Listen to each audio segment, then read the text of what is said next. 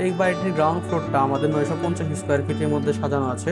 আপনারা দেখতে পাচ্ছেন এন্ট্রি দিয়ে আমরা প্রথমে ভিতরে প্রবেশ করতে পারবো। ড্রয়িং রুমটা, প্রথমে আমাদের ড্রয়িং রুম রাখা আছে একটা 12 ফিট বাই 11 ফিটের একটি আমাদের সুন্দর ড্রয়িং রুম। আমি আপনাদের ফার্নিচার লেআউটের মাধ্যমে দেখানোর চেষ্টা করতেছি কোথায় কিভাবে আপনারা কি প্লেসমেন্ট করবেন। মোটামুটি একটি স্ট্যান্ডার্ড সাইজের একটি ড্রয়িং রুম। ড্রয়িং রুমটা পুরোপুরি সেপারেট। ড্রয়িং রুমে আমরা একটা পার্টিশন রাখার চেষ্টা করি, সেটা আমাদের কার্টেন বা পর্দা দিতে পারেন আপনারা সুন্দরভাবে।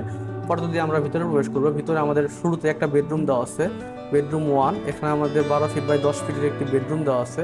এবং আমি যদি আপনার আর দেখানোর চেষ্টা করি, পিছনের দিকে আমাদের আর একটা বেডরুম দেওয়া আছে, 12 ফিট বাই 11 ফিটের একটি বেডরুম। এবং আমি আপনাদের দেখানোর চেষ্টা করতেছি যে আমরা এখানে একটা অ্যাটাচ টয়লেট রাখার চেষ্টা করেছি পিছনের বেডরুমের জন্য। আপনারা দেখতে পাচ্ছেন পিছনের বেডরুমের জন্য আমরা একটা অ্যাটাচ টয়লেট, এবং বেডরুম 1 এবং ড্রয়িং রুমের গেস্টের জন্য আমরা এখানে একটি কমন টয়লেট রাখার চেষ্টা করেছি। পাশে আমাদের ডাইনিং স্পেসটা দেওয়া আছে। আপনারা দেখতে পাচ্ছেন 13 ফিট বাই 13 ফিটের সুন্দর একটি ডাইনিং স্পেস। আমাদের বসার জায়গা এবং খাওয়ার জায়গাটা টোটালি সেপারেট।